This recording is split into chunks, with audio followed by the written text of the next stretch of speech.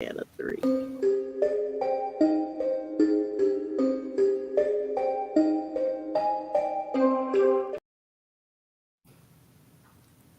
Hi, everybody.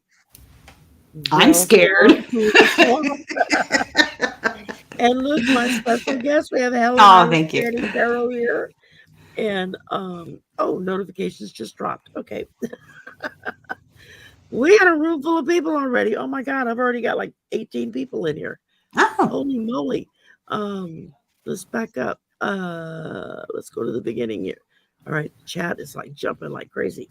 Let's see, Leah and Imelda and Rondell and Bora Bora and Clarence and Teresa and Rose Blue and Sharon Sipe. Hi, Sharon Sipe.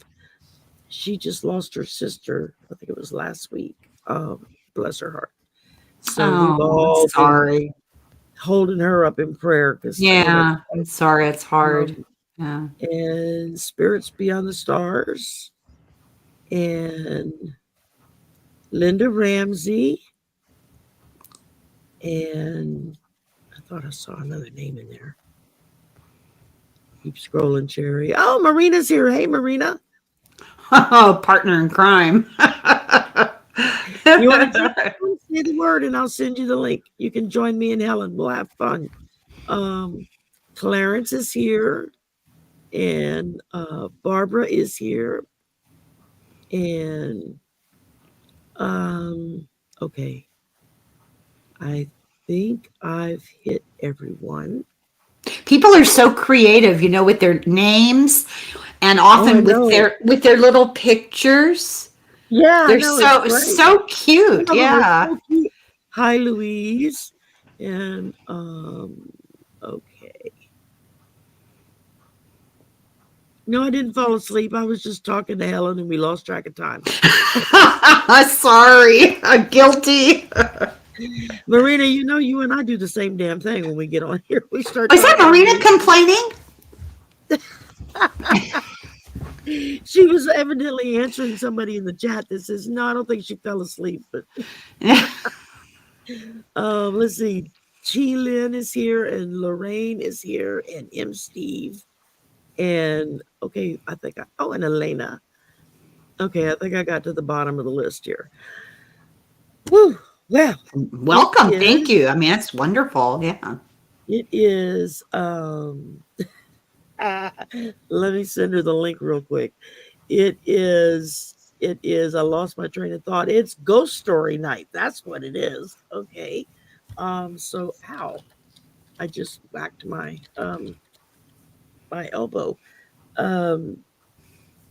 Get back over here so I can get to the copy the link and put it in. You're so good with that.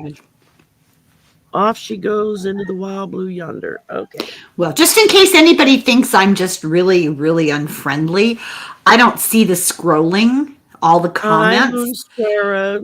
Hi, because I don't have an attention span. I can't talk and read at the same time. Hi, Susan Ailes. Alice Ailes. I'm not sure which way to see it. Moon Scarab, what the hell is your first name again? I know I should know it, and every time I look at your avatar, that's a cool name. Yeah, I go blank. It's like I know that name. Why can't I pull up their name? Well, it's a lot to remember. I'm terrible with names. Me too. Y'all forgive me. My son just brought me a box of beignets from work. So rub it in again. She already showed me this just to torture me. Now rub it in again. Why don't you open it up and really torture us? I hate you. I'm so jealous. Oh my God. So if y'all see me like ducking my head down, it's going to be because I'm taking a bite. Well, if you come up with powdered sugar all around your mouth. Yeah, if I come up with a white ring around my mouth, you'll know I don't. Marina. I love coming masks. No, you look beautiful. You look great. What is it, like 2:00 in the morning or something where you are?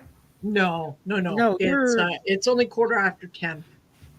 She's in between us.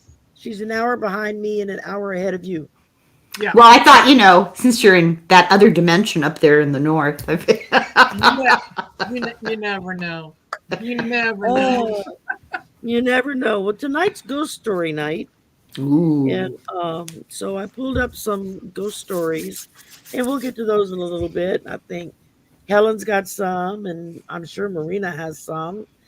If not ghost stories, maybe just urban tales from your country of birth and origination. So I'm That's true. Yeah, foreigners. by immigrants tonight. These immigrants. I know. I'm coming to take all your jobs. Oh, hey, you can have mine. It's all yours. She'll give it away anytime. So I want to start by saying a little housekeeping first. As most of you may have heard, I'm in YouTube jail right now. YouTube said that I broke the rules and they demonetized me for a time being until I can appeal it. We'll see what happens from there. So if you feel like donating, you're going to have to go through my Venmo and my PayPal, which is better anyway, because then I get the full amount you donate. Yeah, exactly. Because YouTube takes a good chunk. Yeah, they you only do. get like 60% or something, 65%. That's shocking. That's really shocking. Yeah. And but Sherry, I remember, and mind you, this was before I was ever monetized. That the original video they shot me for was before I was monetized. It was over 2 years ago. What did you do wrong then? Was that also music? It was, I played Carol of the Bells in a 30 Oh, that's right. In a 30 you criminal. Oh my God. And it was one that was okayed on YouTube and said, this one is good to use. I told you, I had my daughter, she plays the concert harp. That's her little harp. And when she was home before Thanksgiving, I asked her specially to play two separate videos. One of a Christmas carol on the harp, and the other was a classical piece, and it was an old, famous classical composer. I want to say Bartok, but I think it was older than that. And I got in trouble for it, and I thought, well, now wait a minute. Their rule is if the piece is over 100 years old, then you're good to go. And he died in, I think, 1917. Well, when I looked it up, I really researched it, and it turned out when he died, his publisher bought the rights to all his music. And like over 100 years ago. It. Yeah. So I didn't even bother trying to put the Christmas Carol up. I figured, oh my God, I just can't even cope with it. Yeah. So sometimes it's enough if you just appeal it, go through the process, do it the paperwork or whatever, and say, listen, I have to make a video and say, okay, I have to make a video and say, okay, you're saying that I'm not putting any original content out, that I'm reposting other people's stuff. Yet the only thing you've shown me for that are shows that I'm simulcasting with other people. So if simulcasting is bad, then why is that an option? Yeah, that's bizarre. Yeah. Why are we? Well, wait a minute. Did he read you your Miranda rights? Not yet. I'm not sure I want to be hanging around all these criminals, Listen, very often it's just if you go to the trouble of saying, no, I'd like to appeal this, or no, okay, show me which video and what time and what did I do. And I think very often you'll find that they get right back to you and go, no, upon review, we've lifted the restriction. I've spent a little bit of time, I hate to tell you, in YouTube jail and on parole. And they just weren't interested in talking to me. I try not to take it personally. But the thing is, they don't tell you what it is you've done. Mine wasn't copyright. Mine was content. I broke the rules about talking about something I shouldn't have talked about, or in the wrong way, or misinformation. The big But C word. how do you correct? Yeah. What The is that? C word, I said. Oh, one time it was because I made a joke. I was just joking. There's no sense of humor in the algorithm, you know. No. But the other two times I was synopsizing a book. It wasn't even my words, and I wasn't reading it verbatim. You know, I have no idea, but they never tell you. You challenge them, you know, you appeal it, and they just say, "Oh no, you broke the rules." Rose Blue, I'm not monetized currently because they took that away, and I've been on for over 10 minutes. So yeah, I can say fuck you if I want to. Allegedly, entertainment purposes only. Actually, I'm bilingual. I speak that language. There you go. Yeah, I speak trucker with a dialect with a dialect of how does it go? I speak Southern fluent dialect? trucker. I speak fluent trucker with a dialect of construction workers. Oh, my favorite. It's a meme I saw, and the minute I saw it, I was like, oh my God, that's me. My grandmother taught me how to swear by example, but that word wasn't in her vocabulary. She's too old, you know, she was too old. But she had very, very colorful religious swearing, as in, I don't think I can say it. Very colorful, lengthy intoning of the saints and other people in heaven. Yes. Great stuff. Yeah, there's up here in Newfoundland, which is far, far east. They are the loveliest people. They are salt of the earth. And they have their own little dialect and their own way of expression and so on. And they say things like, you know, stay where you're at. I'll come where you're to. In other words, stay where you're at. I'll come where you're to. And they talk. Oh, where are you to? Like the preposition. Okay. All right. Yeah. Okay. And sometimes, Newfies, when they start to swearing. Yeah. Great. Well, it's like Joseph, Jesus, and Mary, let me tell you. Yeah. Well, it's an art form. Yes, it is. It is. Yeah. And I just love me a good Newfie accent, because you really have to pay attention, you know, to what they're. It's just like when I lived in Phoenix, even though I don't speak Spanish. Yes. I could tell when somebody was getting cussed out, you know. Oh, yeah. Just the flavor of the words and the way they were being said, it was like, ooh, somebody's in trouble. Yeah. So anyway, y'all, I'm in YouTube jail, and I'm gonna go through the process and do what it says to do. And can we put some money in your commissary for you? Yeah. So you can get honey buns and top ramen. You gotta send food. I'm gonna starve to death. But a couple other little things I want to bring up before we really get rolling here is, for those of you who know who Deanne Showmaiden is, she has her manifest shop up and running now with her manifesting oils. And I just got my oil 2 days ago. Got amethyst in it, amethyst stones that are in it. And I got to make her a commercial, and a roller ball so you can, roll it on your skin. And this one is to enhance psychic abilities. Ooh. I need all the help I can get, right? So you could probably drink that. And then she threw in a lava rock bracelet and a rose quartz worry stone that fits your thumb so you can roll on it. Mm-hmm. I thought that was really cool. And then today I got in, hi Marby. I got to meet Marby face to face when I went through Dallas. That was great. When Teacher Barbara made me a shirt for my channel, and her husband made me this beautiful malachite necklace. Beautiful. Yeah. So I'm wearing the necklace, and if I can do this without knocking my drink over this week. Yeah. That's when they all heard me curse last time I did. Just don't waste the beignets.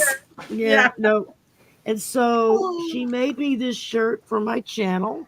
Let me get this right. Wow. God, you have a logo and everything. I love it. And Beautiful. it's Voices from the Swamp. And it's got my fleur-de-lis and all my Yeah, fleur-de-lis.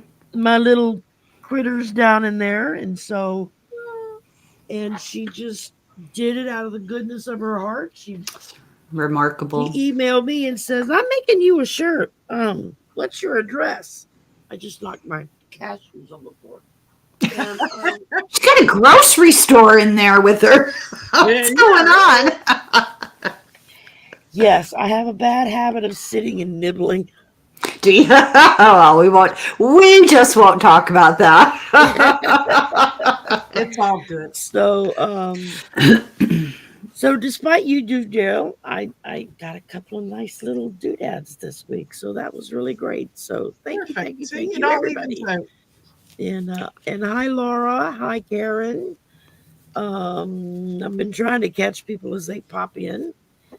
If you have a ghost story you would like to share, pop it into the chat and let me know.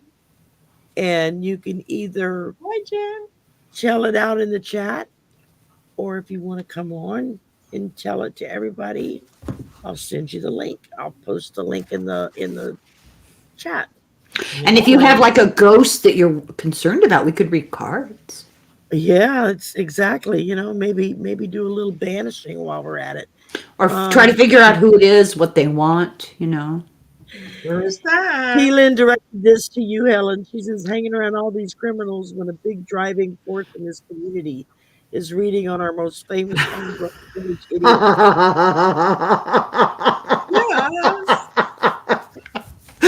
That's great. That's it. So, my mother's cuss word was flitterdick. I'm trying to picture that. That has. Oh, that's hilarious. I've never heard that one before. That's going to get incorporated into my language. Yeah, I like that. It's very good. It's just odd enough that people are be like, "What did she say? What?" See, it's an art form. It's creative. It's very expressive, and my grandmother's was "damn it to hell." That's what she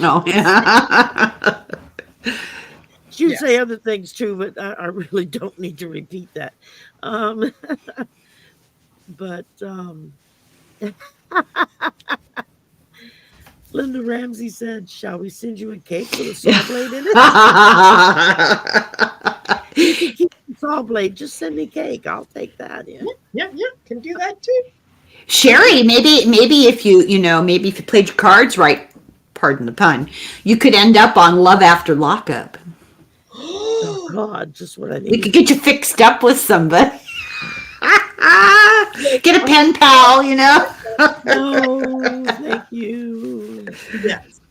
Although I did have a gentleman on the trip back, and I don't remember even what state we were in. We stopped for gas. I went inside to get a Coke, and he was following. It was the clerk that was working there, following me around the store. "You're such a pretty lady. Can I get your phone number?" I'm like, oh my God. He's like, "I bet that's your husband out there." I said, "No, that's my son out there." And he said, "Oh, well, is your husband in the car too?" You should have said, "No, that's one of them." And I said, "No," I said, "He's dead." Which kind of usually stops them in their that leaves the door open though. Yeah. "Oh, you can give me your number and I'll just call and talk to you." And I'm thinking to myself, I will never see you again. Are you kidding me? You're So hundreds and hundreds of miles away. random. I rattled off some number. I don't know who he wound up calling. Sherry, you're not 13. Oh my God. I was tired. I was hot. I was cranky. And I was like, I don't have time for this BS. Oh So I God. just rattled off some numbers and was like, okay, is that enough? Yeah, that's enough number. Breaking hearts all across the country. You writing it down. I was like, oh my God, I can't Oh believe my this God. idiot.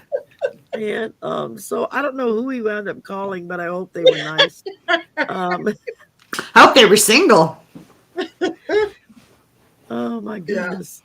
Hi, Michelle Hello, Marie. Michelle. And you want to join us? Say the word. I'll send you the link. And we'll have a Party. party. Yeah. Hey. Yeah, I Oh was my just goodness. I was just in the middle of trying to send you a text saying, "Hey, are you awake? Did you forget to schedule this?" When you popped on, so it was like, never mind, delete. Sounds like Sherry's used to getting those kind of texts late at night. You up? And boy, there's a loaded question, right? Oh, Depends and on who you're Linda talking Ramsey to. says, "So now I know how that dude got my number." Oh! Wait, say that again? I got it. Good one. I missed it. So say it again.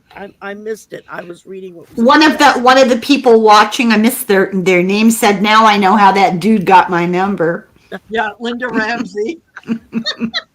Sorry, Linda. I didn't mean to give him your number. Yeah. I just spit out some numbers that popped into my head. So, Exactly. Oh my goodness. Yeah. Or there's always, that the one that that they use in the Mickey like on wins the TV shows internet. and whatnot, which is 555-1212. And there is actually a number, 1-800-555-1212. I can't remember what it does, but yeah, and it's an easy one to remember, right? Okay, Michelle Marie, you're forgiven. Ah, She's like, I just finished cleaning the Mickey. house. I'm not camera ready. I'm reading this. Oh my God. So you dug him up? You dug him up. right behind the shed in the yard. I mean, technically. Yeah, answers in the box. We saved Mom's Dad. roughly about 25 feet above my head over here on the top of the bookshelf. We split her in two. We have two urns, one for me, one for my brother. And somebody asked me once, well, which half do you have? Oh, God. I said, probably her ass, because she was always kicking me in mine, So Yeah. Thank you, Rose Blue. Yeah, she said that number is probably for time and temperature. Yeah. Yeah, useful, Well, we've lived in the same house for many decades, and my yard is so much like a pet cemetery that we've had to put the overflow under the shelf in the bookcase in the living room. I have four dead dogs under my bookcase. I've got you name it, except for like horses. We don't have any big things, but you name the rodent or dog or cat, bird, everything, iguanas in my backyard. I pity the person who decides someday they're going to replace the fence. They're going to be unearthing skeletons all over the place. They're going to be like, who lived here before? Oh, man, we had so many funerals, too, because kids, Well, yeah. Literally funerals. Yeah. Well, yeah. So I just have my mom's ashes. That's it. And it's split in two. So my brother and I each have our own box. And and she's still sitting up there ruling the roost. So, No. She can be quite specific sometimes when she's not happy. Do you ever, does she actually communicate with you? Yeah. She does. I don't hear her voice. I wish I did hear her voice. Maybe one day I will. But just the thoughts of you just know. And whenever she's just wanting to hang out with me, a lot of times when I'm just buzzing around the house doing things, I'll find myself. She used to do this kind of whispery whistle thing under her breath. Just some little tune, whatever would pop into her head. It wasn't any particular song. And used to drive me batshit crazy when she did it, because it's always when I was trying to concentrate on something, it'd be like, Mom, stop. But now I catch myself doing it at Yeah. odd moments, when I'm doing stuff. So Just sort of enters your mind. Huh? And I did a personal reading for an old family friend of ours that I first met the woman. I think I was around 10 or 11. She was friends with my mom and my mom's sister. And my Aunt Cindy she married a guy in the Air Force. And the other lady was married to a guy in the Air Force. They were all there on the base. And I was always just so taken with her because she was like under 5 feet. This little bitty, tiny woman, very pretty. And her husband was like 6 foot something. I mean, she literally came up to his waist, Yeah. It was just odd to see them stand side by side. But I was always just so taken with her because she was so pretty. And when Mama got real sick, she contacted me and said, well, can I send her cards? And I said, oh, she would love that. And she was one of the few people that all throughout Mama's, slowly fading away, she always remembered Gloria. Yeah. She knew who that was. She never forgot her. And so when a card would come in, just random off the wall, hey, thinking of you, Mama would get so excited because Gloria sent her a card, It means a lot. And it does. And about a couple months ago, she contacted me and said, do you do personal readings? And I'm like, yeah. And I said, do you know somebody needs a reading? She says, I do. And I said, okay. I said, she says, well, what do you charge? And I said, well, I'll send you my price list and we'll go from there, And so she contacted me back. She says, okay, well, let's do this. And I'm like, okay, that sounds good. And she says, if I ask you to try to reach and talk to my mom, who died like about a year ago, she says, how much extra would that cost? And I said, well, you know what? I said, mediumship is not my strong point right now. Sometimes it works and sometimes it don't. I said, and if it comes through, it's a little lanyap for you. Think of it as a gift.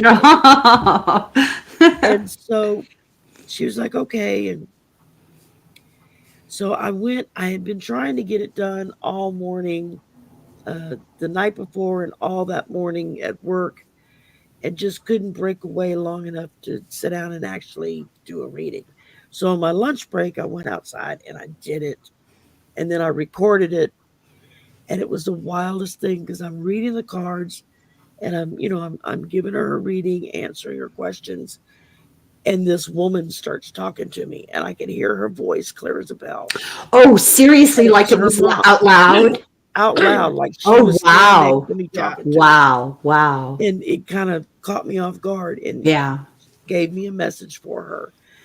And the next thing I knew, I heard my mama's voice. Oh, Sherry. My mom came to say, I got something to say to Gloria too. Oh, thanks, So, Mom. You don't want to talk to me, but her? Okay, Gloria, yeah. Well, don't forget she tortures her all the time. Yes. Yeah. So Sherry, that's marvelous. And it was just so, and it wasn't long, maybe 30 seconds. But still. But it was it was so remarkable that I literally had to pause the video because I was filming it on my phone. Had to pause and just kind of catch my breath. It was like, okay, I was not expecting that, Yeah. When I went back on the video, I said, okay, your mom came through. This is what she said. I said, and then my mom came through with a message for you. And this is what she said. And so I sent it off to her. And a few hours later, I get an email from Gloria. She says, every time I re-listen to this, I cry all over again. But happy tears, not sad tears. Yeah. But happy tears. But she was so excited that my mom came through too to talk to her. And I was like, I wasn't expecting that. I said, Well, Sherry, that's a real breakthrough. I've been taking a class, to try to get better at this. And those are different kinds of abilities. And usually people have a strength in one area, and maybe they can do other stuff, but it's not their strong point. And for you to be developing other, like, clairaudience, and that's significant. kind of jumped, and it's never. It's like I don't have any control over it. Yeah. I can't just sit down and go, okay, I want to talk to Joe Blow, come through. That doesn't work, but if I'm just reading, or if I'm just kind of thinking on it, suddenly I'll just know something, or I'll hear something. Once in a while I'll hear them, like, just, it sounds more like, yeah. Well, they say you can develop it and you can make it more controllable. You do it through meditation. Psychic enhancement oil. Like, dab a little of that behind your ears.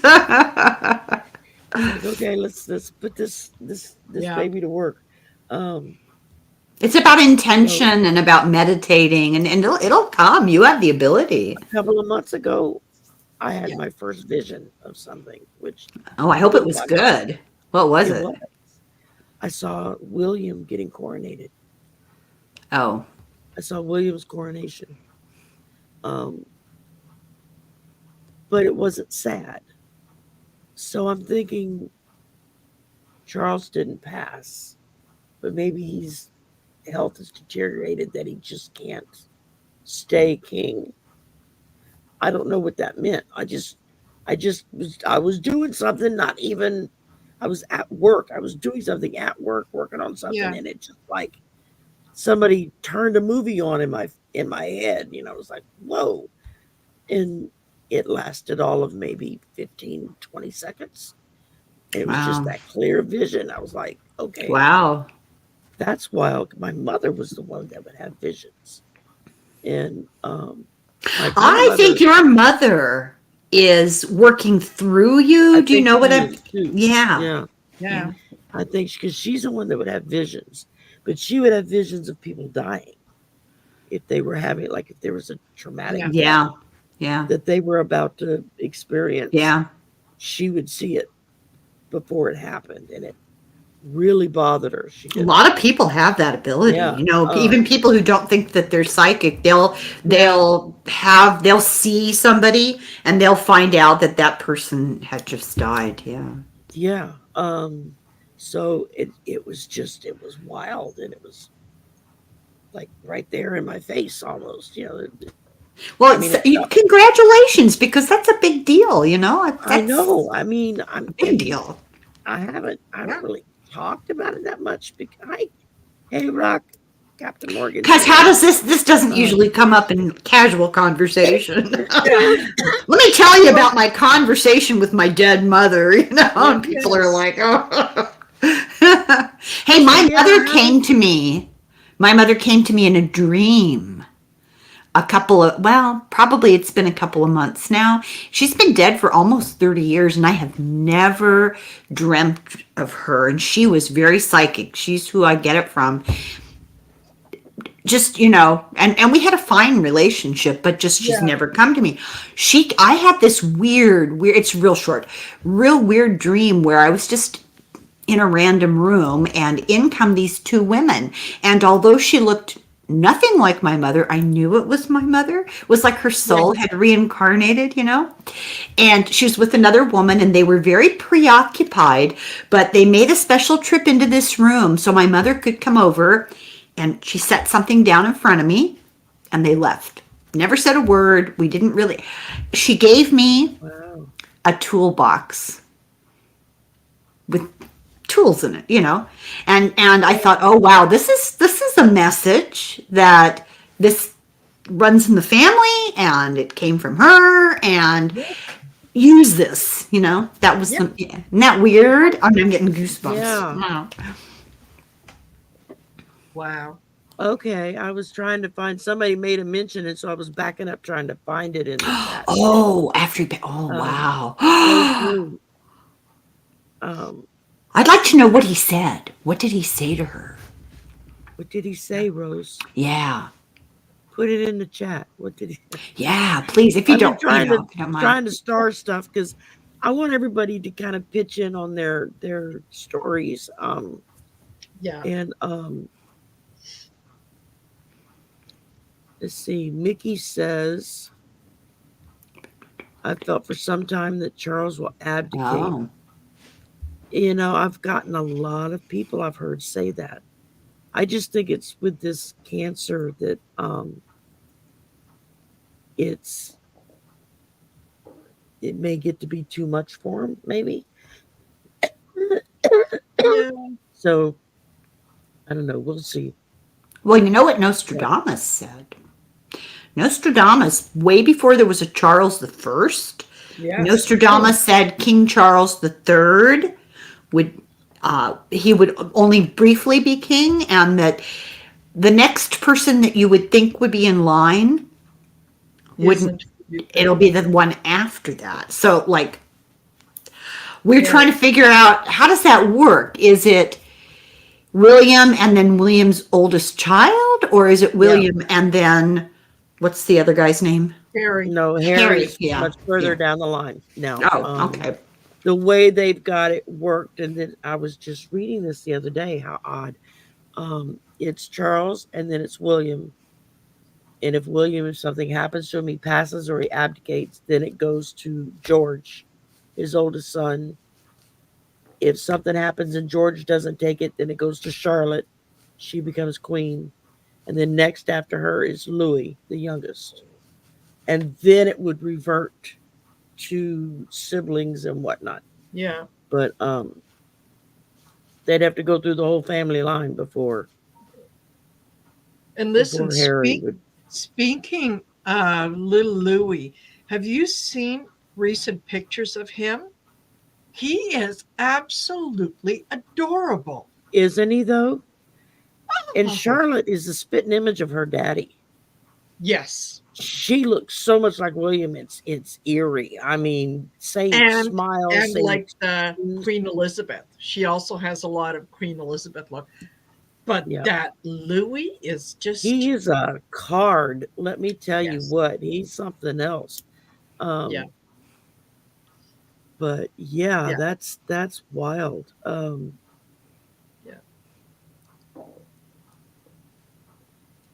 okay, that's interesting. I'm just trying to go through. Do y'all have something you want to share while I star up some stuff? Marina, do you have a ghost story? Oh, well, it is kind of a ghost story, but it's not really a ghost story.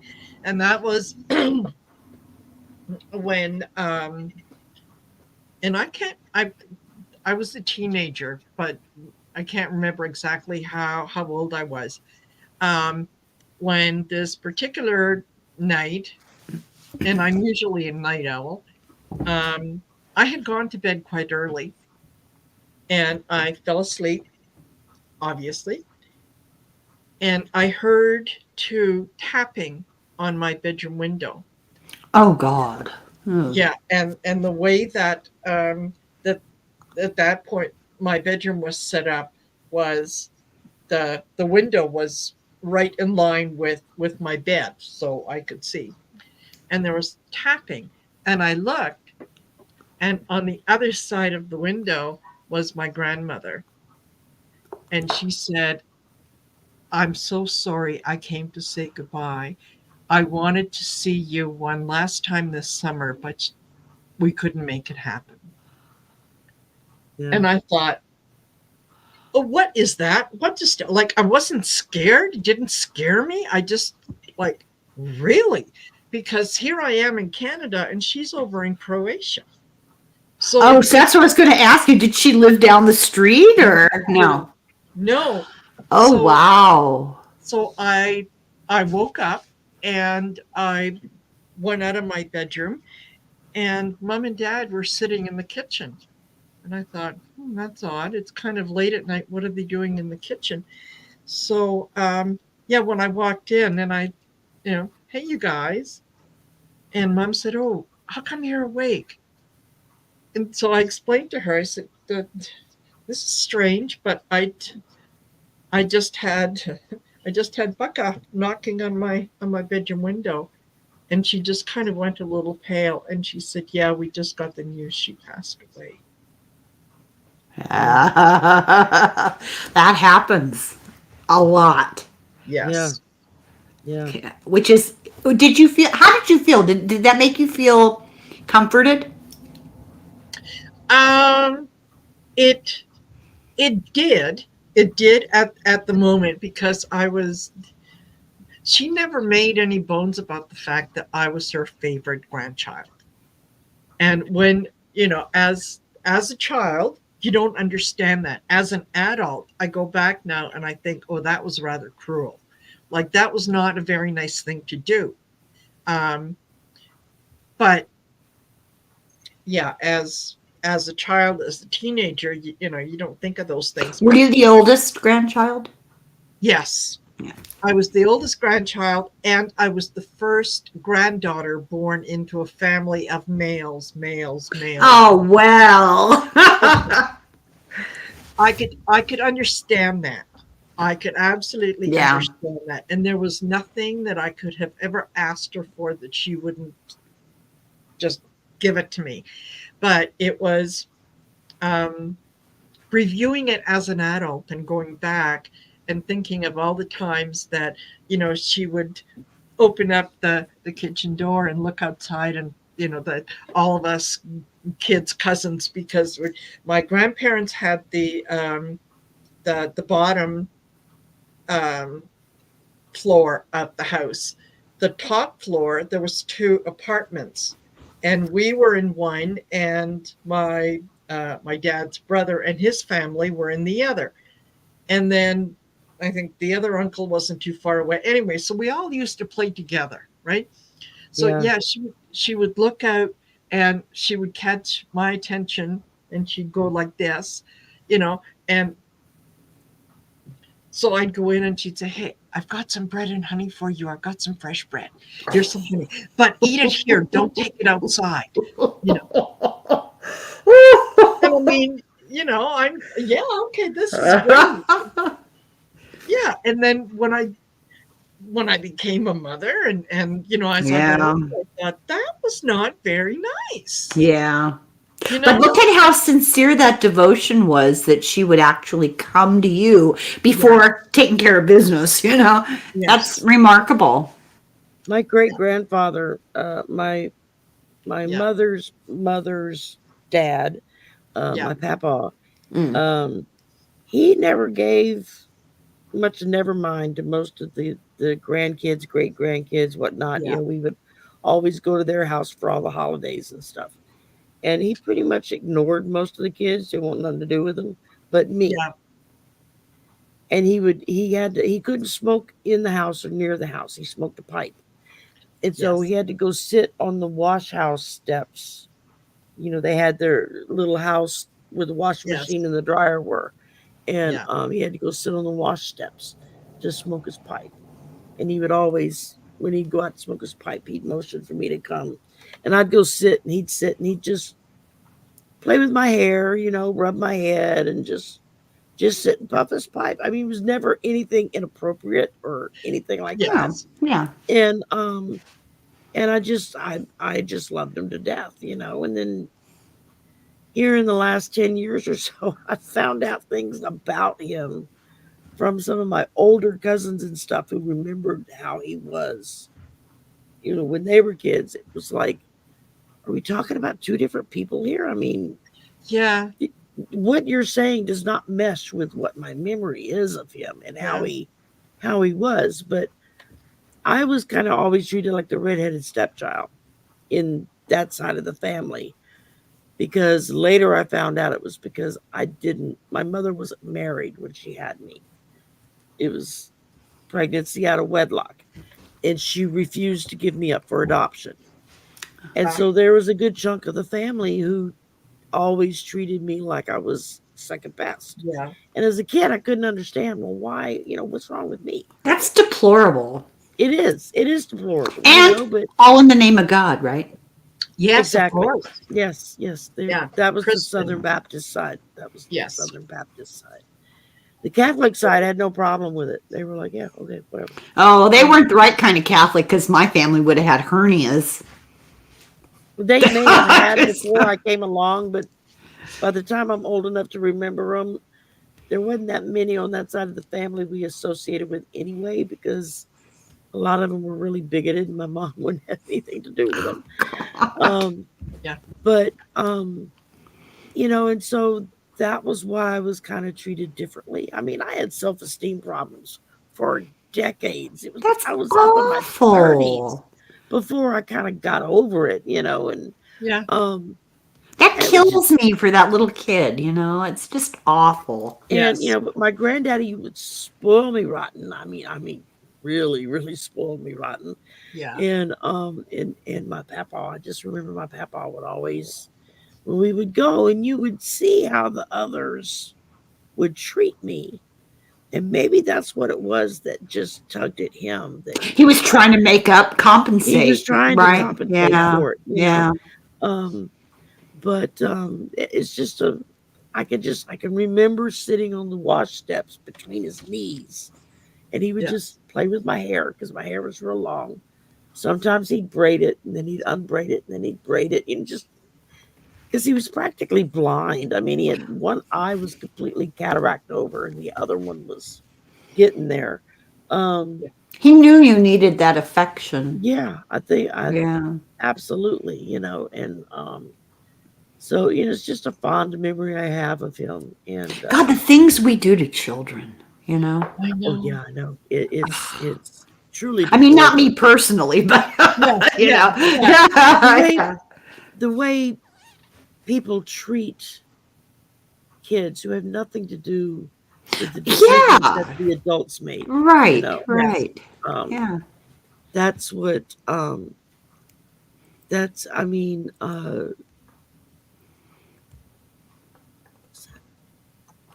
Yeah. Oh, okay. Anyway, so I'm gonna pop a few of these up here that I starred. Tammy said her daughter's boyfriend just bought a house. She was doing a load of laundry. She heard a whistling. She was by herself.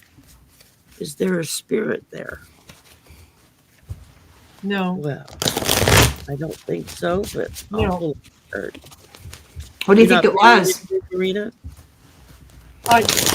You know what?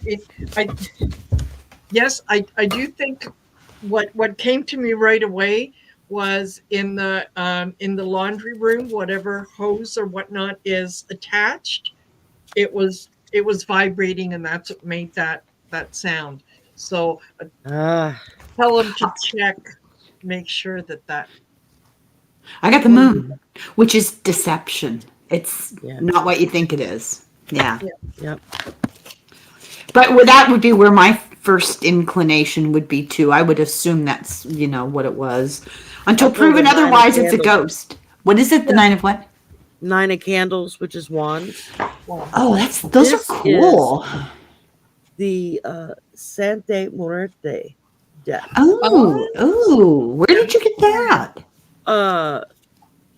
Angela Cardamancy Mesquite emailed me a couple of weeks back and said, "Hey, I got a deck of cards for you." I'm like, "Oh, okay." She says, "Your address isn't the same, is it?" And I was like, "No, it's the same." Yeah. Because she was the one that sent me my very first tarot deck. Those are cool. Yeah. And I'll get there. I mean, this is the back. Oh, I like that. Oh, wow. Oh, that's really cool. And then let's see. She didn't draw those, did she? No. Oh, wow. But and then these are the cards. I mean, they have. Oh, they're so pretty. They're very very colorful. Color. Yeah. I love color saturated cards. Yeah. And oh, that's cool too. Was that the Hierophant? Justice. Oh. It's the Justice cards. So that's funny. It doesn't look like Alito.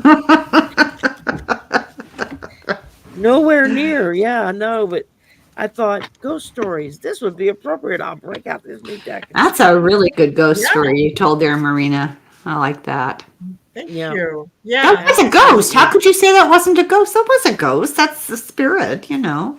Yeah. Well, I know, but it's not, I'm kind of thinking ghost story as in, and then they looked at the window and there was You want me to tell you a scary ghost story? Not terrifying, just kind of, it gives me goosebumps. Shall I tell you? Let's hear it. Yeah, Okay, so like I mentioned, my mother was very psychic, and she came to visit. So this is like Easter weekend, the Monday after Easter. This is a small town. There's very little to shop or anything, and there's an old Victorian house, not fancy, not in this area, but that age, that they turn into a gift shop. So each room had a theme. The bathroom was bath towels, soap. One bedroom was a nursery stuff. In the downstairs, there was a big bay window in the front, and they had all crystal in the parlor. And then towards the back of the same room, they had china. And there was a fireplace, and they had china on the mantelpiece. So we came in the back. Parking was in the back. We came in the back, and I had heard that this place was haunted when the woman was, right before she opened, to do business at all, she was alone getting things ready, and she would hear boxes being dragged around upstairs, merchandise. Yeah. And it was in the paper, which I thought was so odd. So we came in the back, came into the kitchen, dishes, pots and pans and stuff, and she had the counter, like cash register there. And this is early in the morning. It's like 9 o'clock on a Monday morning. We were probably the first customers. We were the only people in the building. And I said to her, "So how's your ghost?" And she said, "How did you know about that?" I said, "Well, it was in the newspaper." And she goes, "You're kidding me. They weren't supposed to say anything. That's not good for business." Yeah. I said, "Oh, well, that's why we're here." So yeah, because my mother and I together were the amplifies, right? So we're wandering around, and she immediately said, "Yeah, there's really energy in here. There's a weird feeling in here." So we walked around, and we went into the front parlor, and she said, "Oh, I don't like it in here. Let's leave." And I said, "No, we can't leave. I want you to see the cute stuff upstairs."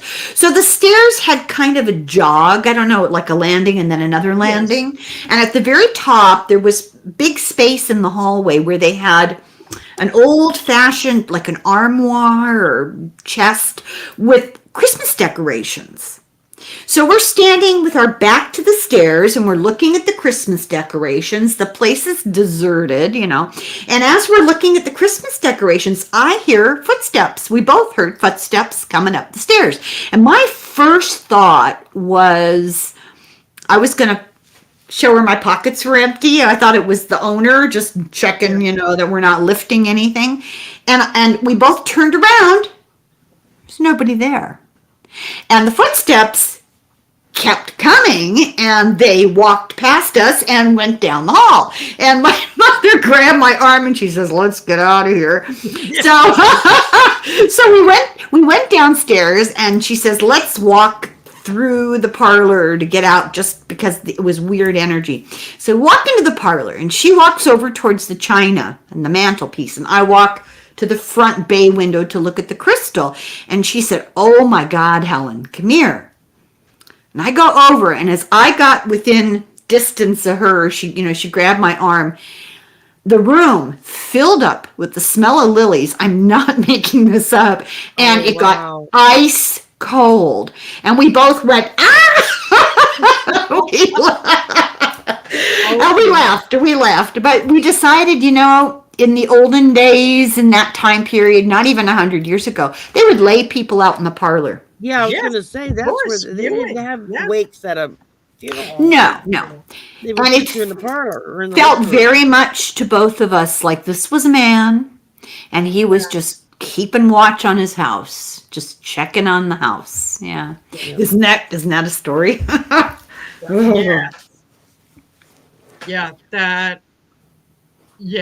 I would. That is a good story.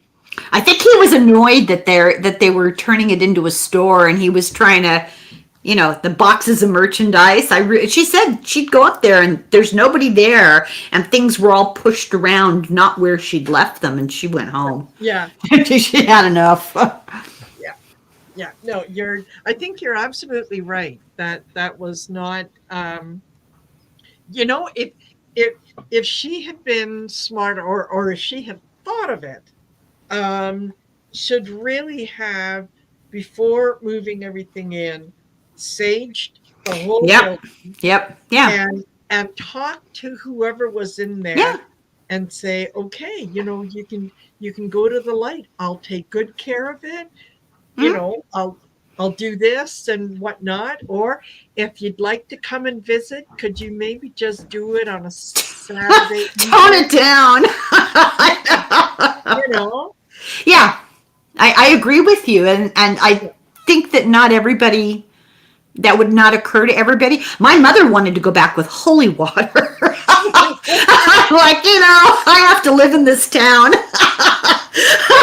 I don't think so. Ladies, Mary and Joseph.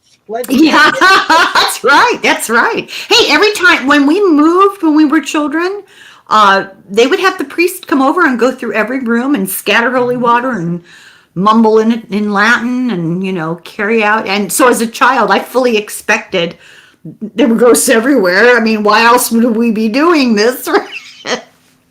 Yeah. I remember those. Yeah, in the Catholic, and they would, mark the door frame or whatever. Put a cover over the mirror so that the spirit doesn't get trapped in the mirror. Oh God. That's my grandmother That's why they always used to cover mirrors when someone passed, or when someone was about to pass. They would put covers over all the mirrors. So I think they had this weird thing about mirrors and vanity and evil. My grandmother used to say, teenager, right? You're looking at yourself. She walked by and she'd say, "Don't look at yourself in the mirror. Someday you're going to see the devil looking back out at you." It's a wonder. Well, I'm going to start with mine. I've told bits and pieces of it. When I think I was 11. That feels about right. 11 or 12, right in that time frame. We had moved. We were living in Florida at the time, and we had moved to this little apartment. It was like 4 apartments side by side. It used to be like a doctor's office strip, with different offices that they had turned into apartments. And so we moved into this one apartment, and I had one of those great big giant stuffed lassie dogs, like just sitting up, with paws in the front. And right after, when we moved in, neither my brother nor I would go in the back bedroom that we were supposed to share, because it was always cold and musty back there. Yeah. And I would hear people say, "Oh, it's just the way the building's set, da-da-da." And then I was like, "Nope, that's not what's back here."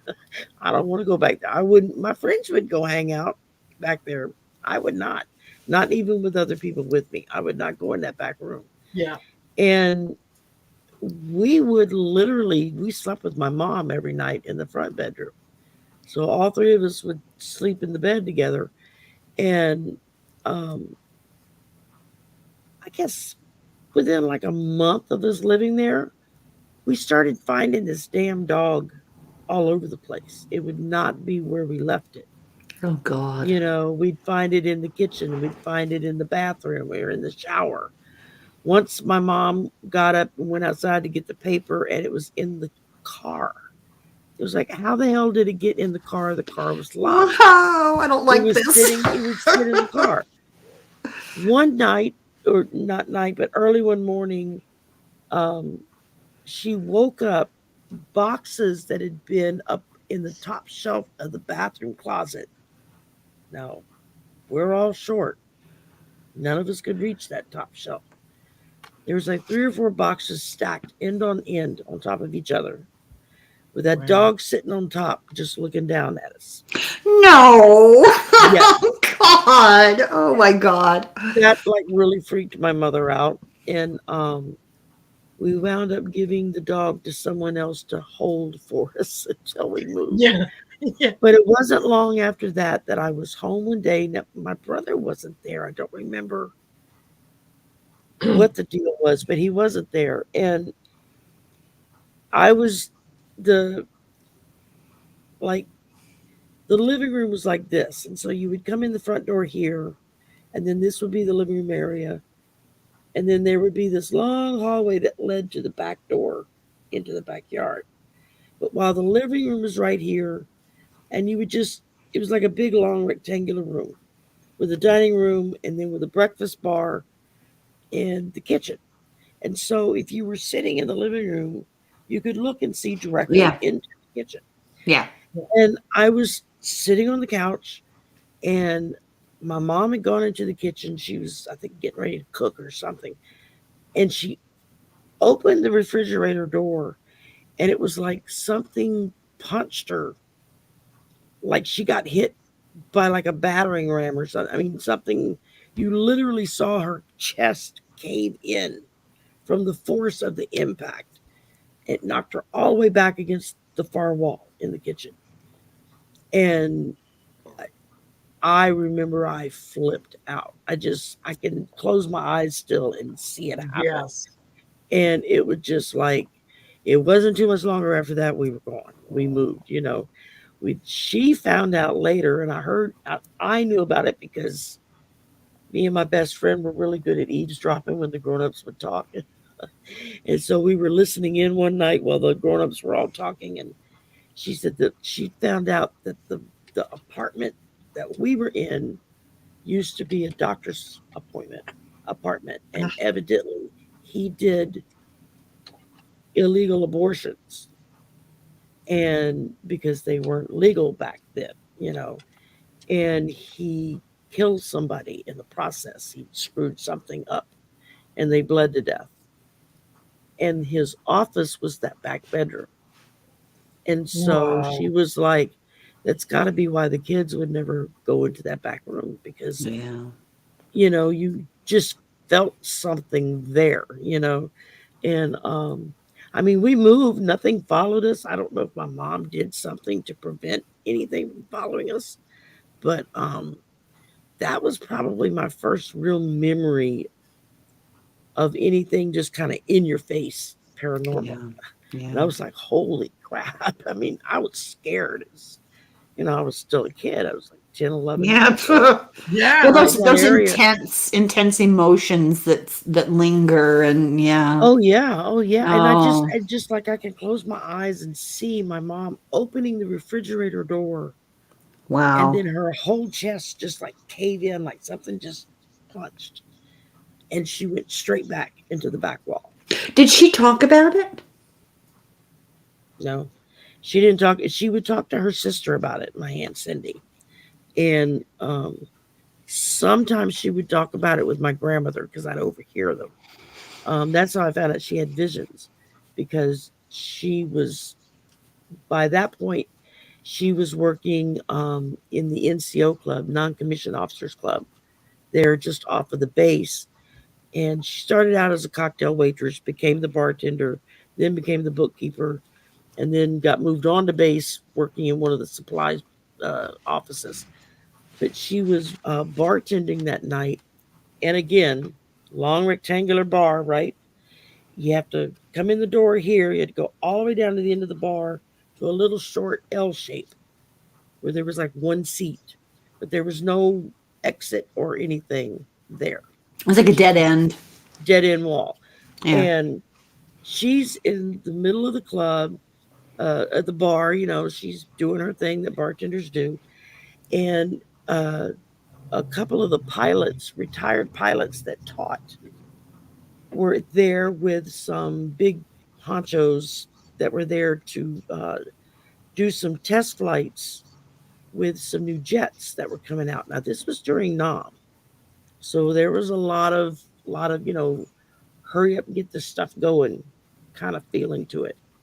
And she was there wasn't anybody sitting at the bar. There was this group of men, a couple of tables out. She could, Yeah. eye contact. And she's standing there and she's doing her thing. And this vision overtook her. And she saw these two gentlemen in a plane in the air that explodes.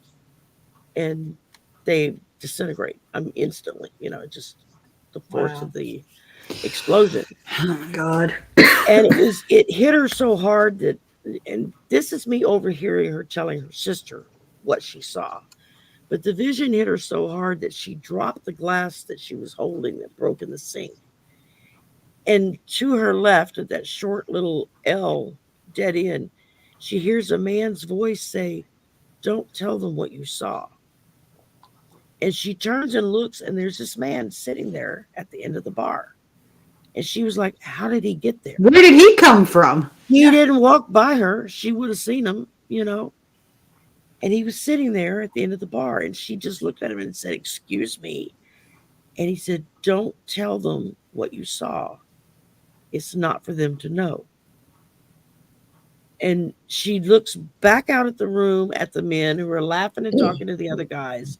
She turns back to ask the man at the end of the bar, and there's nobody there. Yeah. He was gone. And she came home. I remember that night because she was really upset.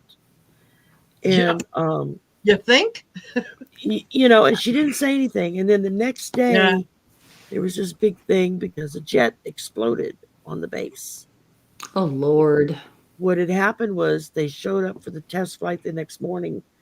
The two pilots that were supposed to take the plane up both got violently ill. And so the two instructors were there and they said, "We're here. We'll do it. We'll take it up." They got in the jet and took it up, and there was some kind of malfunction, and the jet exploded midair. And they disintegrated. There was nothing left.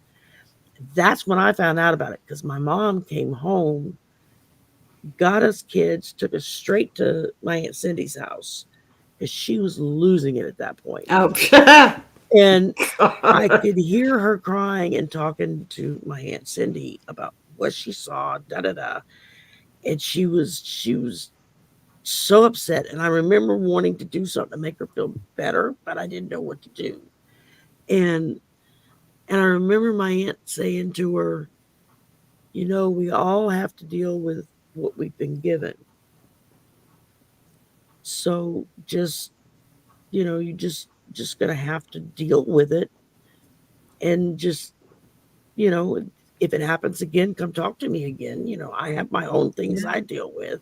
And that's when it kind of dawned on me, okay, all the women in my family that do these weird things, it's because we've all got a touch of it, and so now I'm starting to pick up things like what my grandmother had. And then now it's like what my mom had. And it's like, okay, this is kind of wild. So Yeah, I don't know what I don't know what ability my aunt had, but she's passed too. So I figured eventually she'll show up. And did she have children? Yes, she had 2 children from her first husband. Her oldest son was severely autistic, like the kind of autistic that you would almost have to tie down or lock in a room because he would hurt himself. And he would, if he saw the little pink sponge rollers, if he saw those in my hair, he would freak out thinking that they were attacking me. And he would try to yank them out of my head, which would make me scream because he's pulling my hair out, Yeah. He wasn't doing it to hurt me. He was trying to save me, is how he saw it. And my aunt finally realized one day she put a curler in his hair. What little bit of hair he had, she just snapped one in. He was perfectly fine after that because he was like, "Oh, it doesn't hurt. It's okay." And so if I was ever over and they would roll my hair, they had to put curlers in his hair too, which her husband was very rigid, I guess, in his approach. And it was the 60s, so Did she have a younger daughter? boy- No, a son, another son. No, she never had it. She had a younger son who was a few years younger. Um, he was maybe 2 or 3 years older than what my brother is. Um, he actually contacted mom when she was living in Phoenix with me. He located her Yeah. and contacted her and just kind of touched base. And they didn't have my aunt had already passed at that point. So there were questions he had, and there was no one that he could get the Yeah. answers from, Yeah. And then when she remarried John, who was in the Air Force, that was their Air Force buddies. They had a son, Michael, who lives on the side of a mountain in Montana somewhere, and who's married with 2 little girls. No, 3 little girls now. I think it is. They're all spitting images of my Aunt Cindy. I mean, the oldest girl is like, oh my God, she looks just like my aunt did, Yeah. And then John remarried after my aunt passed away. And then he passed away about a year or 2 years ago, I guess. And his wife that he had, his widow now, I had posted something on my cousin's page. He had shown something with the kids, and I'd posted something. And she reached out to me, and she was like, how are we connected? Are you family? And I said, well, yeah, John was married to my mom's sister, Cindy. And so, I remember when they got married. And she was like, oh, okay. And we just hit it off. So we chat off and on online, which is kind of weird, but, No, it's not. That's wonderful. She lives in New Mexico, but it's wonderful. So, yeah, just kind of off the wall stuff like that. And a few others. Let's see what they say and if anybody's got something. I started talking and I quit looking at the chat. Sorry. Okay, Linda put something in. A couple of weeks after my mom died, my phone rang in the middle of the night. Oh my God. I have heard of this happening. I've heard of this happening too. Yeah. Yeah. Uh-huh. That is wild. She just wanted to make sure that you knew that she was going to be okay. I wonder if that ever happened again. Yeah. I didn't see her write anything else about it. It's like having that red phone, in the White House, only better. Yes. Yeah. Yeah. Yeah.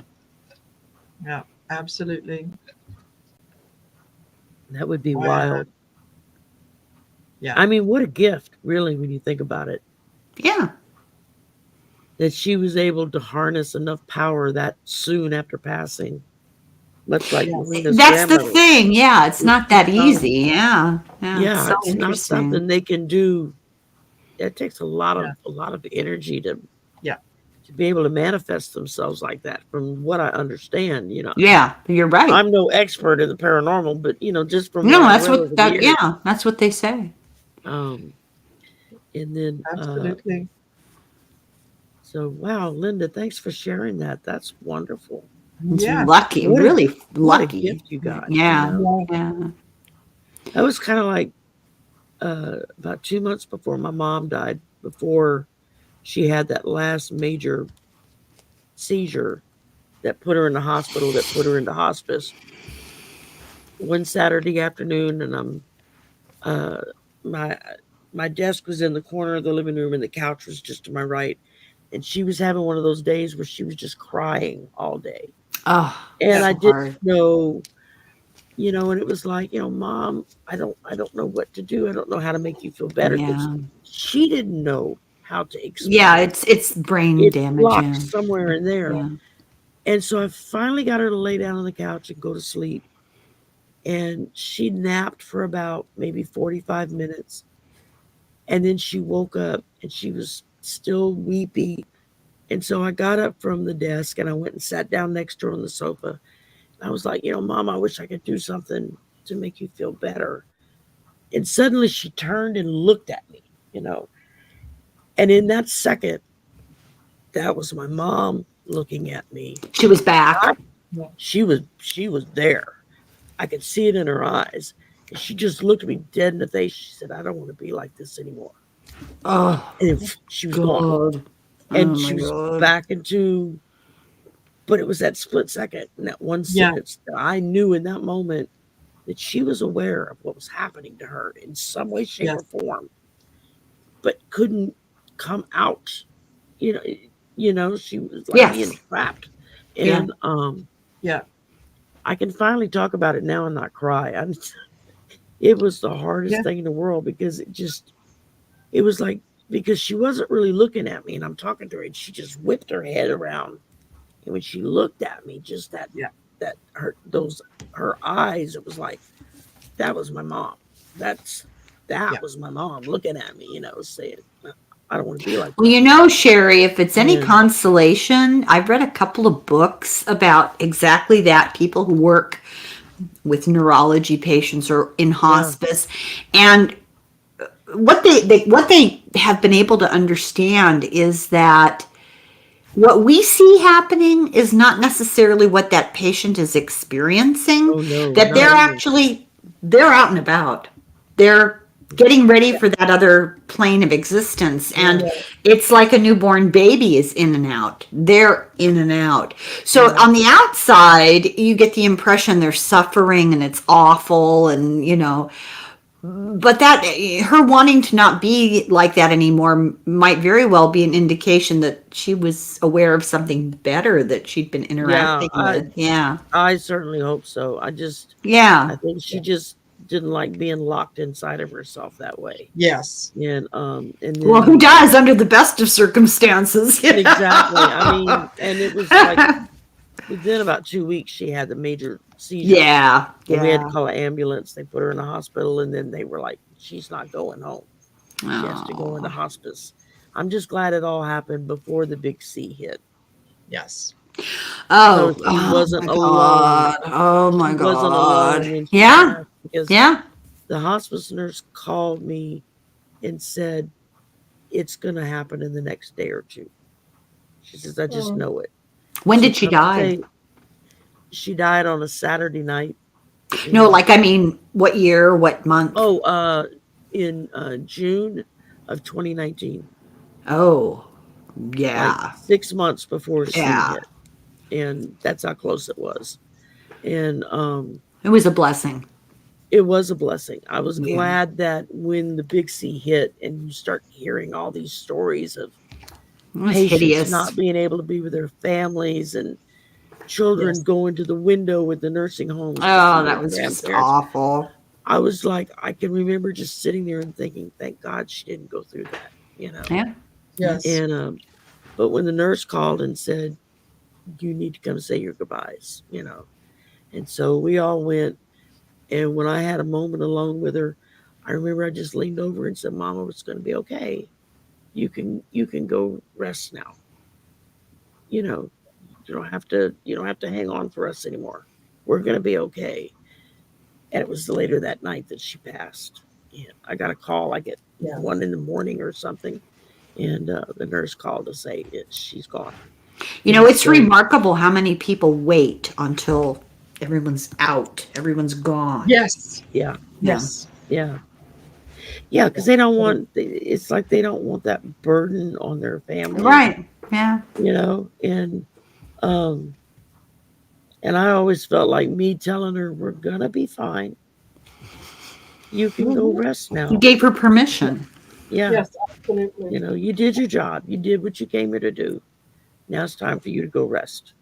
That was a really brave thing for you to do. That's hard. It was, and I don't know what prompted me to do it. It just kind of came out. No. I didn't. We know. I didn't plan it. Yeah, that was spirit working through me. So yeah, absolutely. But I believe that it was enough to penetrate to her that, hi, honey. That there. I'm so glad that was a cat because I heard that and I thought, no, I didn't hear anything. No, that's the cat. Oh God.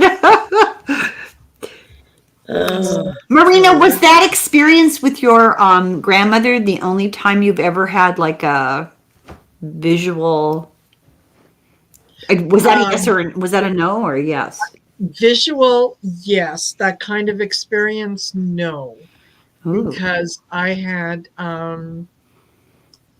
like who was it that was just up talking about picking up the phone and saying hi, is that you, Mom? Oh Anyway, yeah, that was. Oh, yeah. I Linda? forgot who Linda? that was now. Oh, Was it could be. Lynn or Linda? Something Yeah. like that. Yeah. Yeah. Linda Ramsey. That's who it Hmm. was, I think. Okay. Yeah, when I was working for the city of Calgary, um, when my dad passed away. I was a contract employee, and I worked in building inspections. So basically, there was three other ladies that I worked with, and whenever there were new buildings going up or when anything that required a building permit, we handled. So, um, let's say in construction, when they did the framing, they would have to call for a building inspection. Then when they did something else, they would have to call for a building inspection and that kind of stuff. So yeah, our job was to we would get a permit number, and it's I I need the framing inspection at 123 Main Street or whatnot. So Yeah. um, I was and Dad passed away on December 20th. Ugh. Yeah, just so it was kind of quiet in the office, and there wasn't people were on holidays, and because it was quiet, um, at that particular moment I happened to be working by myself. Okay. And so um and I should kind of preface it too by saying that yeah, my dad always used to tell me that I was the good girl. Whenever I did something or whatnot, he'd say, yeah, you're a good girl. So um, the phone rang. I picked it up, and it was this older man with a little bit of an accent who told me that yeah, he had done some work on his basement and he needed to get the inspector in. And I said okay.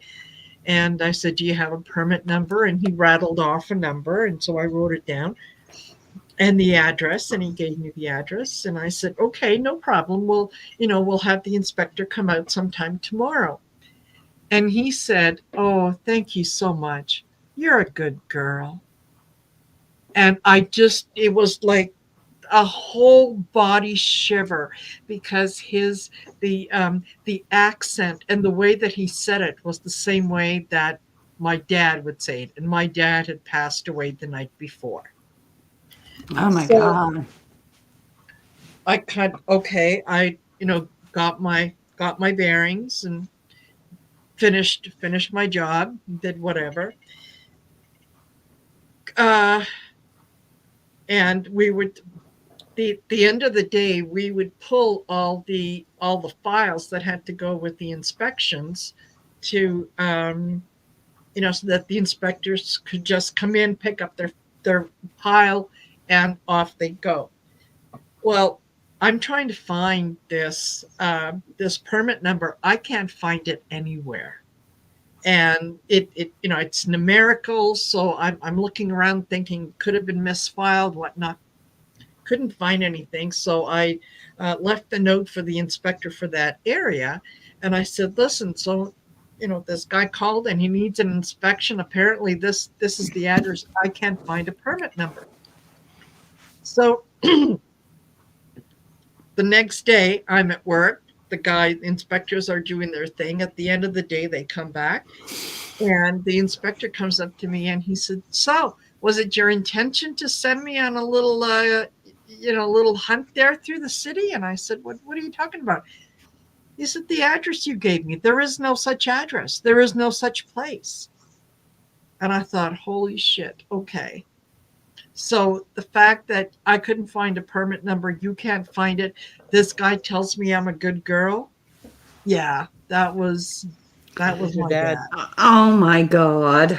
Oh my That was God. my dad. So That's awesome. yeah. And how did that? I'm trying to figure. Did that freak you out, or did that give you No, comfort, or? no, it was comforting in a lot of ways because dad actually passed away at home, Mhm. and my sister and I were there when he passed away. Was it And expected? yes, Oh, okay. yes, yeah, it was. In fact, my sister, who is a very um, very spiritual and in tune as well, she's been reading tarot for much longer than I have. Um, and she was actually the one who sort of helped transition him because he was at the time he was we had a hospital bed and it was in the living room because we knew it was just a matter of time. um, and so yeah, we were there, she was talking to him, I was sitting close to him, and it was the feeling in the room when he passed, when the nurse said, he's gone, was it was so full of love. I felt honored to be there. Um, it was it was really weird because I never, even the day of when we had his funeral before he was cremated, I never felt the urge, and I never did cry because I it didn't feel like there was anything to cry about. He was going to such a better place that they're being there when he passed away, and then the next day getting that phone call was, um, to me, it was confirmation. To Yeah. me, it was like, there's um, knowledge that I can't really explain except to know that it's fine. It's fine. And it's not really like you were losing him because you knew you were still in touch, right? Exactly. Yeah, No, I get it. exactly. Yeah. Yeah. And he was, yeah, I still have some of his old work shirts that are in my closet that, every time I look at them, I think of him. It, he used to, after he passed away, I'd go for a walk or I'd be wherever. And if I looked down, that he would send me pennies, that I could pick them up and go, oh, thanks, Dad. Yeah, thinking about you too. It's interesting. They say that happens a lot with small Yeah. coins. And Yes. it's not, I walk every day and I pick up all the loose change I find on the road. Yes. And there's very little of it, very, very little of it. It's not like you're just finding random dimes and pennies everywhere you go. And this is a pattern that repeats itself for the same person over and Yes. over and over. Yeah. Yeah. Yes. Yeah. Yeah. In fact, I remember once, and I would always tell Mom when oh, look, Dad said hello, I got my pennies, whatnot. And one time I found a nickel.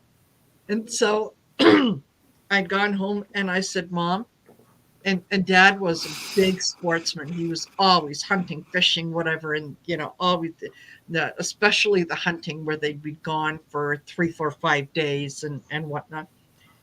And so I showed Mom the nickel and I said, I think Dad's going hunting. He's paying it forward. Like,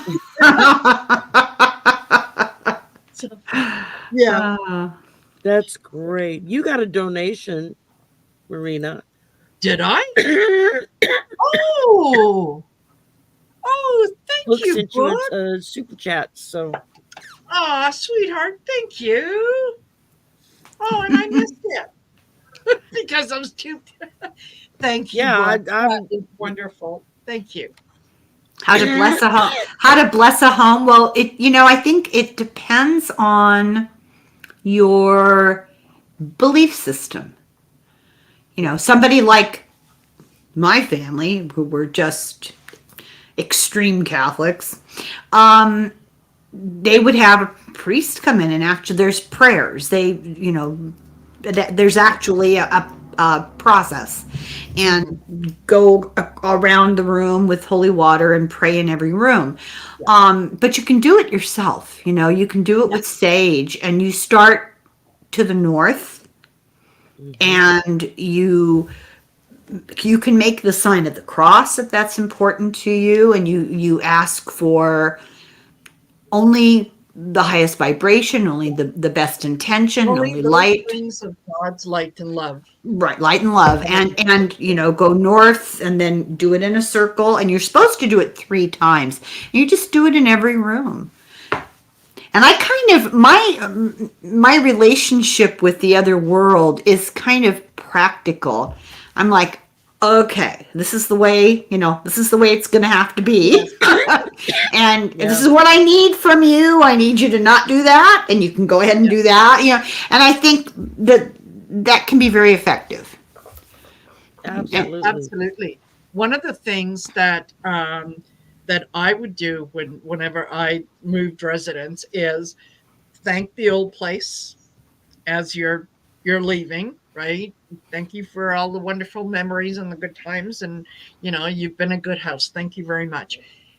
Going into the new house, it's I'm thank you for allowing me to be here, and then I go into each and every room and say out loud, this is now my house. Each room, this is now my house. That's smart.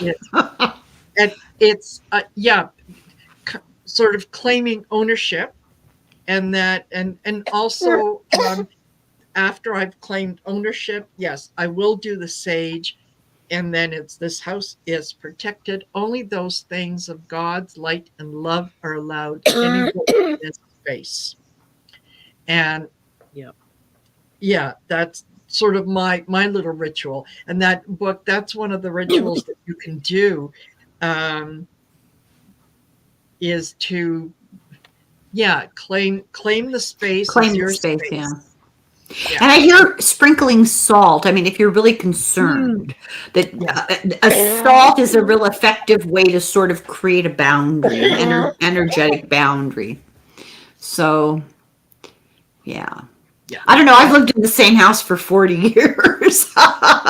We've kind of driven all the spirits out. We've driven the mad, and they've gone to greener pastures. Yes. Yeah. Actually, this is a very, very old house here, and I have a front bedroom that, how do I say this? There's energy in this house. I know there is. And I've had to spend 40 years telling my children, oh, no. Because, kids, they worry about it. So we recently had a visit from one of my granddaughters who's 7. Very psychic kid. It is so apparent. She wanted to spend the whole entire time in that front bedroom. Nobody else wants to ever be in there. And she was just loving that room. And there's nothing remarkable about the room, but she was drawn to the energy of the room. Most people are a little uncomfortable in there. And I can feel that there's something in there. She was loving it. So I think kind of depends on the person, doesn't it? Marina, don't you think? Very much. Yeah. Very much. Yeah, absolutely. Very, very much. Yeah. Laura was sharing that my grandfather appeared to me in his house during one of his wakes. I was alone in the house. Yeah, I've heard of that happening. I wonder, was that frightening, or was it reassuring, or? I didn't see any follow-up to that. Yeah, I'm curious to know. I have a question for you, Sherry. You told me you're surrounded by a lot of other apartment units. Yeah. Is all that proximity to all those different energies, can that be problematic for you? It hasn't been. I mean, but every full moon I make a point of walking around outside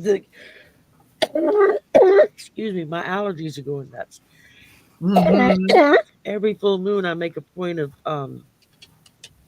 going around outside and saging all the windows and doors. Just Have your neighbors ever seen you protecting. doing that?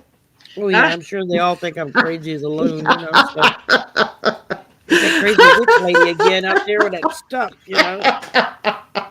I I've could seen a see few it. of them look at me kind of funny. It's like maybe I should hang my shingle out. Get one of You those big could, signs. you could get a little side hustle going on reading tarot cards for your neighbors. Last week I got a DM from someone who's like, Yes. "You do private readings, right?" And I'm like, "Yeah." And she says, "Oh, by the way, I work at the same university that you do." Oh, I love We're one building apart. it. We're Yes. literally there's one building between where she's at and where I'm at. So I'm doing a reading for her this coming week. Oh, And that's so good. Tell her to spread the word. Absolutely.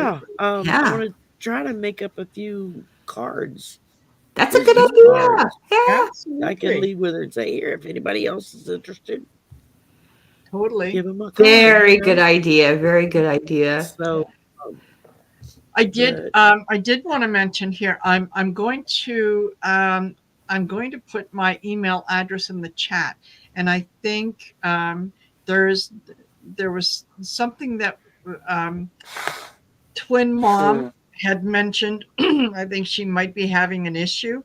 I've missed most of it because I've been not paying attention, but who was it? on yeah, if um Twin Mom, if you want to send me an email and let me know what's going on, yeah, book kind of Sorry. drew my attention to it. So I put my email in there.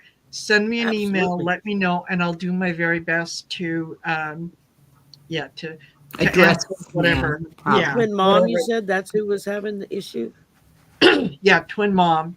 Yeah, Okay. I think like a book mentioned, did I see what was going on? And I thought there was a little bit. I couldn't really pick too much up, but clearly there's something there. So I have whatever I've missed. Just please reach out, send me an email, and Absolutely. yeah, yeah, So this is Definitely. interesting. Her father came to her in a dream and said, accept the two sisters from out of marriage. So I'm assuming these are children he had yeah, outside of the marriage. So yeah, half Yeah. sisters, right? Half sisters. Yeah. yeah. That's kind of cool, really. That's I a mean, hard one. Yeah. And You're more than welcome, Twin Mom. Yeah. oh, Rose says, if I'm stressed when I fall asleep, I feel my son rub the top of my head. Oh, That's so cool. My yeah. husband does that with my hair. If he's hanging around or something, he'll just tug on my hair. Yeah. I'll be like, stop. But I know it's him. Just he always had a thing about my hair. I mean, when he was still alive, my hair was like down to my waist. I Yeah. didn't cut it. And of course, he had to brush it. That was the rules. It was like, if I'm keeping it long, you got to brush it. So because it wears Yes. me out. It's too thick. Oh, it's so much work. Yeah. It was. It was a lot of work.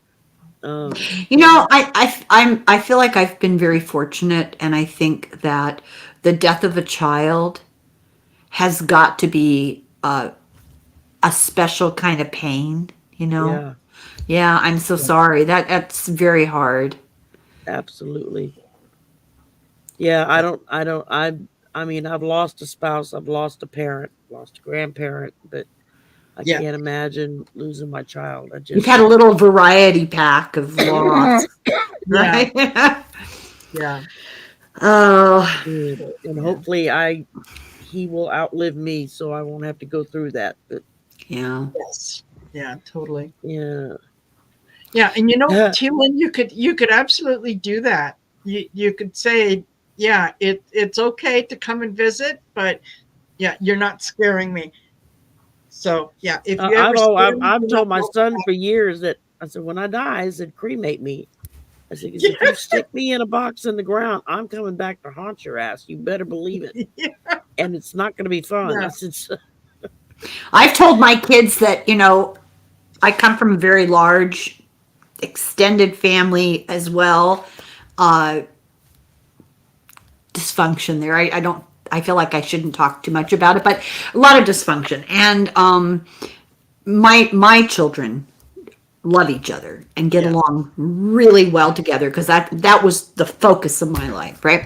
And so I tell them all the time, you guys fall out with each other, I'm coming back and haunting you. I'm going to make it not worth your while. Yes, absolutely. But Teelan probably has moved on, has probably just, it doesn't need to hang around and torture you or scare you. Yeah. Nightmares with some My window and taking me away. One day, a boyfriend woke me up tapping. He's my husband now. came true. He took me away. How God, take me away. oh, I remember those commercials. Yeah, me too. Oh, my goodness. Me too. Oh, wow. Let's see. We got a few more in here. I'm sure I probably missed a truckload of them. This is so common. One. So common that people, I've taken care of the aged and the dying, and Yeah. Yes. there's a period of transition where they're back and forth. Yeah. Sometimes they're with us and sometimes they're somewhere else, but they also interact with things no one else can see. Yeah. My own grandmother almost died of childbirth. The baby was born, but the baby died and she almost hemorrhaged. It was a very, very long time ago in rural Ireland. The doctor was, inadequate. Yeah. So she was upstairs in her bed and they, got her situated and everything. My grandfather went downstairs to do something and he heard a crash. He went running up the stairs and she had stopped breathing. She had, in the process, her hand had knocked something down and attracted his attention with the crash. And he grabbed her by her shoulder, 1930s, grabbed her by the shoulders and shook her really hard and screamed her name. And she came back. And she told everybody later that she was lying in the bed and a light appeared in the corner of the room. And this being of light, she called it Jesus, Yeah. because of course she would assume she was going straight to heaven. and this sort of kind of like, come with me kind of thing. And she sort of almost did, except the crash Yeah. helped to bring her back. But she was seeing something. Yeah. That's like that movie Ghost, towards the end. The movie Ghost, is between the good light that's taking you away and then the darkness that comes to get you. And I remember the first time I saw that movie, I was like, holy crap, man. It just rang so true to me when I watched that. I was like, that's more accurate than people give credit for. It really. Yeah. Really That movie, is. The Sixth Sense, did you guess that he was seeing dead people? Didn't even. I never saw the movie. That is too much for me. I heard about it. I think what surprised me so much was that people went out of their way to not give up the ending, to not tell others what the ending was. Right, to protect it. Well, it's been so long now, you're really past that now. But I remember the first time I watched it, and it was like with everything that was going on, and something just felt off to me, and I couldn't figure it out. And then at the end, when you realized, as he realizes that he's dead too. Yeah. I was like, oh my God, that's why. It never occurred to me. I think it might, but at the time I first saw it, and I watched it recently, it actually holds up. It was, even though I knew What was going to happen? Oh, that's so cool. That's beautiful. Oh, I was when she changed rooms. Wait, Yeah. don't you want to know how your child's going to grow up? My grandmother came to me one night when I was asleep. I had these dreams, you know, and she lived with us. We shipped her over from Ireland when I was about 9, and she lived with us, you know, until she died of old age, and we were on friendly terms, not particularly, you know, boon companions or anything. And this one night, about 25 years ago, out of the blue, apropos of nothing, I dreamt about her, and she came to me, and it was not a dream, you know what I mean? And she said, Helen, when you die, you don't have to be afraid. I'll be there to help you. I woke up and I was like, oh my God, take my heartbeat, you know, and like, am I all right? That was a little disconcerting, but then when I didn't die, then I felt like, oh, that's very reassuring, actually. Yeah. Yeah, the only time I've ever been sick enough that I was literally afraid that I was going to die alone was my mom had moved back here to Louisiana, so I was still out in Phoenix by myself. Yeah. It was when H1N1 came out.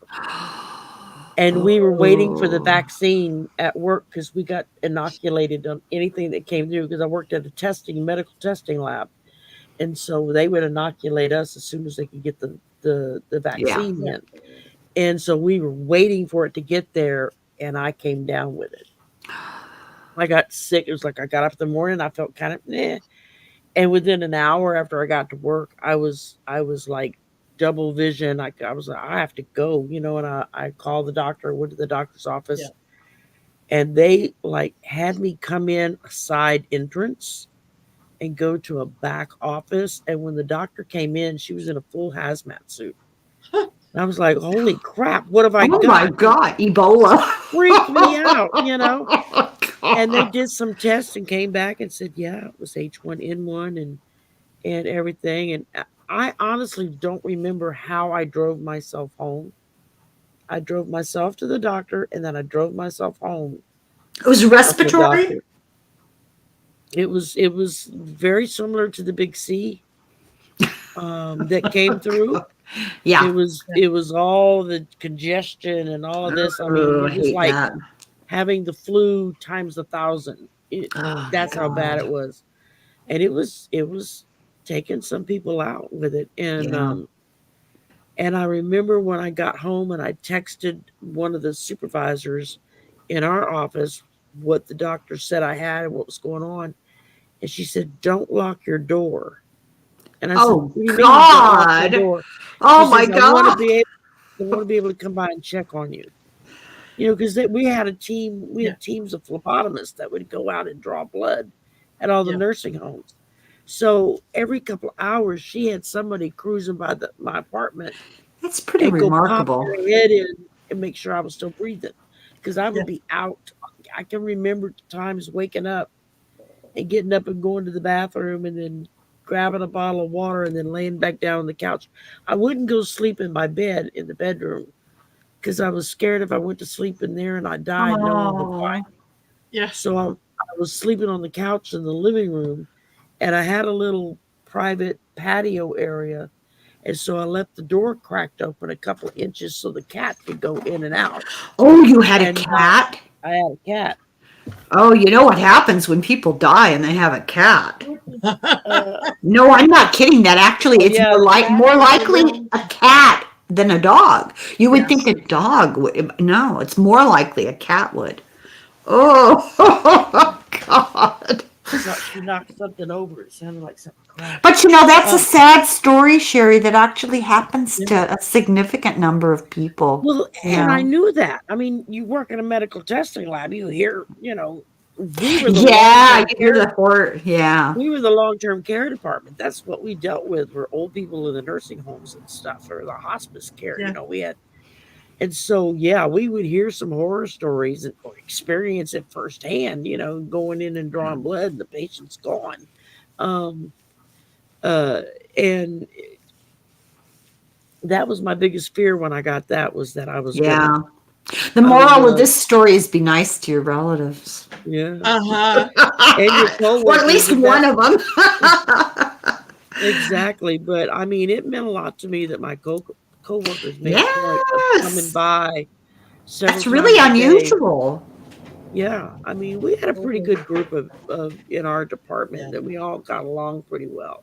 There was a few outliers that were pains in the butt, but overall, we pretty Oh, much there's all got always along. at least one Yeah, malcontent in every they working would make sure situation. I had food and water, and um, so yeah, I mean, and I'm not even aware. I don't have any memory of any of them coming Oh at all. man. Oh Uh, you know, man.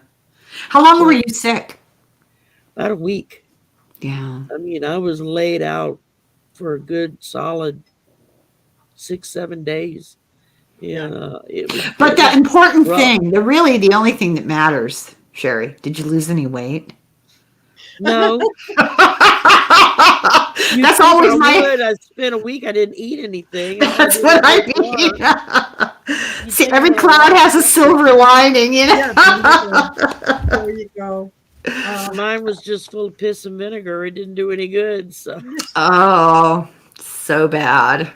but yeah, I mean, and it's just wild. All the things, the little paranormal things like that happen to us. Um, I mean, it's fun to watch like the ghost shows and the paranormal shows, and most of it's probably put upon, to make it more exciting for TV. But, I know people who've done that stuff for real, and they really deal with some stuff. It's like, nope, Yeah. I don't want to go. Because I've been asked, you want to come with us? Nope, I don't want to go. I'll watch it on TV, but that's as far as I'm going with it. I don't want to go. I don't really like to watch those shows on television, where they're wandering around at night in some abandoned building with little boxes that light up and make sounds. And then they're, what was that? It doesn't scare me. Yeah. It's annoying. I mean, I want to see a full-on apparition. I Yeah. want, if I'm going to watch a show like that, I want some bang for my buck. I don't want some little box beeping a light. That's. Totally. There's so much ambient electromagnetic energy around everywhere. They don't know what they're, Exactly. bah humbug. Well, ladies, on that note, I'm I'm going to say good night to Well, everybody. yeah, because We've been here an hour and 53 minutes. So Piece of Helen, cake. that makes it almost 5 hours for us today. I know when I told my husband a little while ago, hey, listen, you're going to have to listen for the door. We're expecting company from Ireland. So you're going to have to listen for the door because I've got plans. I'm busy. Yeah. And he just looked at me like I've taken root in this room, I may never leave again. You'll have to leave food outside the door for me. exactly. It's so much fun, Marina. I'm so happy that you came, It's Yeah. Well, thank you, Sherry, for inviting me. That was. Oh, that you're was very welcome. nice. Well, Helen sent me an email earlier and she said, what time again? 9:00 my time? And I said, yeah. She says, well, can I come on too? And I'm like, well, yeah. And then she says, was I being rude? And I said, no. well, she mentioned it earlier, and I was like, "Oh, how cool!" And it didn't fully sink in Yeah. what it And what I it really started to ask you then, was. and then I thought, well, no, she'll probably already be in bed asleep. Oh, You me? know. Oh, no. But I didn't realize you were a night owl like I am. But yeah, this has become a regular Saturday night thing. Marina's been on with me a couple of times, and Michelle Marie's been on with me, Yeah. I think once or twice. I don't remember. So I mean, some weeks it's just me by myself, and that's okay. And Other weeks, if somebody's in the chat and I see them, I'm like, "Yeah, you want to come on? I'll send you the link." I think that's great. That's fun. So I mean, that's more fun when you have somebody to talk to. You know, it's Well, yeah, it is. yeah. It is. Unless, of course, you have a few little, visitors. Yeah. There's that too. But yeah, Otherworldly visitors. I find I get to that point where I'm okay, and then it's like the light switch goes off, and it's like, yeah, okay. Oh, you're tired. How many Oh. times have y'all watched me sit here and go, and I go right down, and then I'm back up? You have? Oh yes, on camera, live. You're just like our former president. I'm telling you. Except I smell better, but Oh, snap.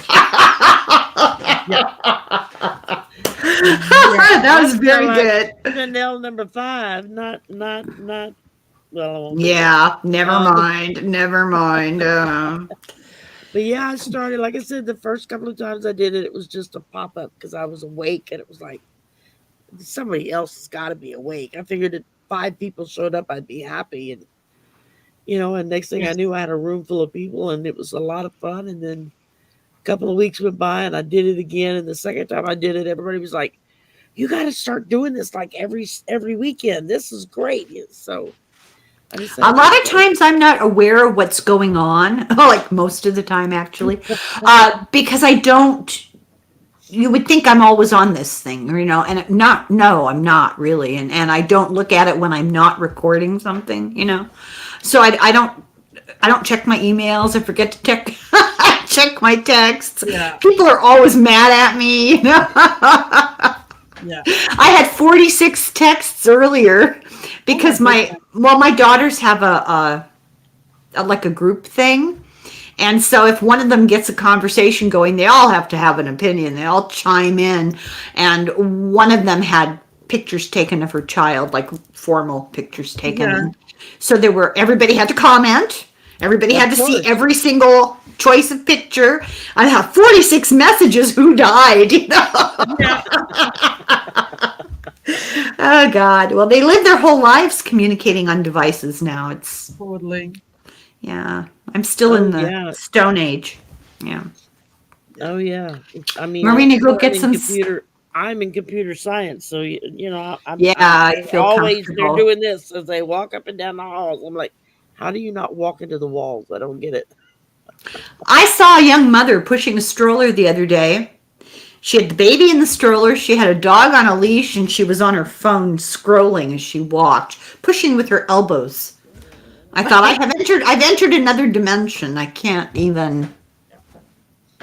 Totally. Oh, that's nothing. I saw a video where a husband, it's a young couple, baby, had taken the baby out to give the wife a break, and he was at the food court at the mall. Well, the wife had followed him without him seeing, to see if he was going to take care of the baby.